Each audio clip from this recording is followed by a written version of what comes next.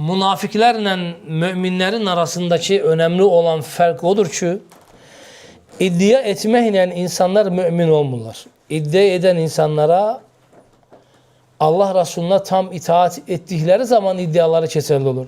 Amma sənin iddia etmiş olduğun fikir və düşüncələri sən əməl və tökmədiyin sürəcə, əməlində olmadığı sürəcə sən o iddian sənə heç bir fayda verməsin.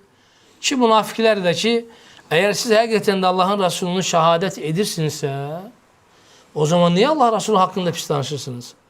Niyə müsəlmanlar haqqında pis danışırsınız? Və onlar, Allah Subhanahu görə 2-ci ayədə nə deyir onlar üçün? İttəxədu əymənəhum cünnətən. Onlar imanlarını, yəni yeminlərini, and içmələrini, vallahi şəhadətlərini nə edilər? Yemin etdilər ki, bunu da özlərinə qalxan elədilər. Yeminlərini qalxan elədilər ki, biz sənin Peyğəmbər olduğuna şəhadət edirik. Yeminlərini qalxan etdilər. İttəxəbu demək ki, davamlı şəkildə and içirlər. Davamlı şəkildə.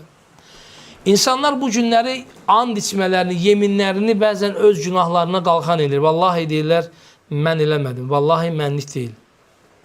İnsanoğlu yeminini öz həyatında xeyir əməllərin və şər əməllərin qapısına qoymalıdır. Buradan ittəxaza feili davamlıyət gərəkdirən feildir.